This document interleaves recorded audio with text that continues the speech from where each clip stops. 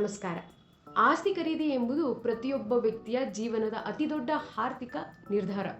ಆದರೆ ಆಸ್ತಿ ಹಸ್ತಾಂತರ ಪ್ರಕ್ರಿಯೆಯಲ್ಲಿ ಕೇವಲ ಬ್ರೋಕರ್ ಅಥವಾ ಮಧ್ಯವರ್ತಿಗಳ ಮಾತನ್ನ ನಂಬಿ ವೃತ್ತಿಪರ ವಕೀಲರ ಕಾನೂನು ಸಲಹೆಯನ್ನ ನಿರ್ಲಕ್ಷಿಸುವ ಕಾರಣದಿಂದ ಇಂದು ಸಾವಿರಾರು ಪ್ರಕರಣಗಳು ನ್ಯಾಯಾಲಯದಲ್ಲಿ ಬಾಕಿ ಉಳಿದಿವೆ. ಆಸ್ತಿ ಖರೀದಿಸುವ ಮುನ್ನ ವಕೀಲರಿಂದ ಲೀಗಲ್ ಸೆಕೆಂಡ್ ಒಪಿನಿಯನ್ ಅಥವಾ ಹಕ್ಕು ಪರಿಶೀಲನೆ ಮಾಡಿಕೊಳ್ಳುವುದು ಅತ್ಯಂತ ಅವಶ್ಯಕ. ಮೂಲಪತ್ರ ಅಂದರೆ ಮದರ್ ಡೀಡ್ ಮತ್ತು ಇಸಿಯನ್ನ ಹೊರತುಪಡಿಸಿ ನೀವು ವಕೀಲರ ಬಳಿ ಪರಿಶೀಲಿಸಲೇಬೇಕಾದ ಇತರ ಪ್ರಮುಖ ಕಾನೂನು ದಾಖಲೆಗಳು ಯಾವುವು? ವಕೀಲರ ಶುಲ್ಕದ ಕುರಿತಾದ ತಪ್ಪು ಕಲ್ಪನೆಗಳೇನು?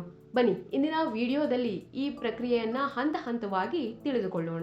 ಕಳೆದ ವಿಡಿಯೋದಲ್ಲಿ ನಾವು ಮದರ್ ಡೀಡ್ ಮತ್ತು ಕನಿಷ್ಠ 30 ವರ್ಷಗಳ ಇಸಿ ಪ್ರಾಮುಖ್ಯತೆಯ ಬಗ್ಗೆ ತಿಳಿದುಕೊಂಡೆವು. ಇವು ಆಸ್ತಿಯ ಚೈನ್ ಆಫ್ ಟೈಟಲ್ ಅನ್ನ ದೃಢೀಕರಿಸುತ್ತವೆ. ಮುಂದಿನ ಪ್ರಮುಖ ಹಂತವೇ ಕಂದಾಯ ದಾಖಲೆಗಳು ಅಂದರೆ ರೆವೆನ್ಯೂ ರೆಕಾರ್ಡ್ಸ್ಗಳ ಪರಿಶೀಲನೆ. ಇದರಲ್ಲಿ ಖಾತಾ ಮತ್ತು ಪಹಣಿ ಅಂದರೆ RTC ಸೇರಿವೆ.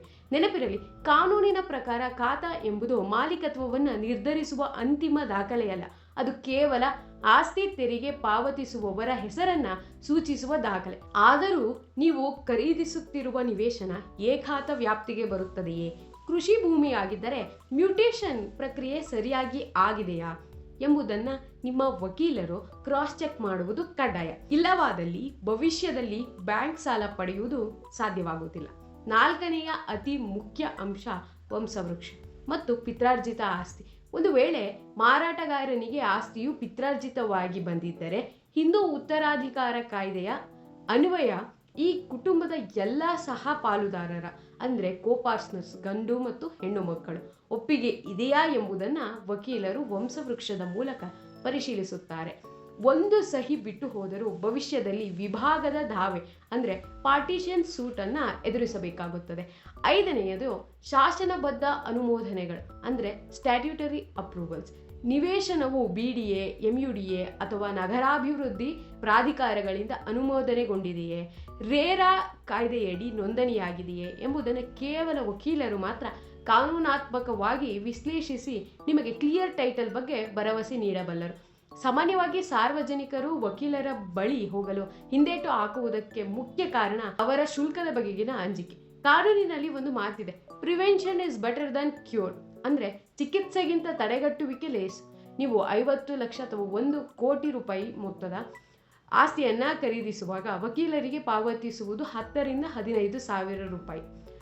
ಕೇವಲ ಇದು ಖರ್ಚಲ್ಲ, ಅದು ನಿಮ್ಮ ಭವಿಷ್ಯದ ನೆಮ್ಮದಿಗೆ ನೀವು ಮಾಡುವ ಒಂದು ಕಾನೂನಿನ ವಿಮೆ. ವಕೀಲರ ಬಳಿ ನೇರವಾಗಿ ಭೇಟಿ ಮಾಡಿ, ನನಗೆ ಈ ಆಸ್ತಿಯ ಲೀಗಲ್ ಸ್ಕ್ರೂಟಿನಿ ರಿಪೋರ್ಟ್ ಅಥವಾ ಟೈಟಲ್ ಸರ್ಟಿಫಿಕೇಟ್ ಬೇಕು ಎಂದು ಮುಕ್ತವಾಗಿ ಕೇಳಿ.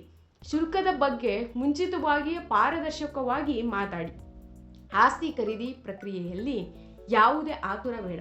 ದೋಷಪೂರಿತ ದಾಖಲೆಗಳಿರುವ ಆಸ್ತಿಯನ್ನು ಖರೀದಿಸಿ.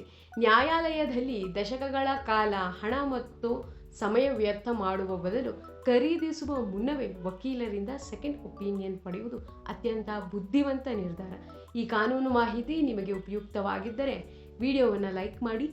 ಆಸ್ತಿ ಖರೀದಿಸುವ ಪ್ರಕ್ರಿಯೆಯಲ್ಲಿರುವ ನಿಮ್ಮ ಸ್ನೇಹಿತರು ಮತ್ತು ಕುಟುಂಬದವರೊಂದಿಗೆ ಇದನ್ನು ಹಂಚಿಕೊಳ್ಳಿ. ಅವರಿಗೂ ಕಾನೂನು ಅರಿವು ಮೂಡಿಸಿ. ಇಂತಹ ಮತ್ತಷ್ಟು ನಿಖರ ಮತ್ತು ವೃತ್ತಿಪರ ಕಾನೂನು ಮಾಹಿತಿಗಾಗಿ ನನ್ನ ಚಾನಲ್ನನ್ನು ಸಬ್ಸ್ಕ್ರೈಬ್ ಆಗಿ. ಧನ್ಯವಾದಗಳು.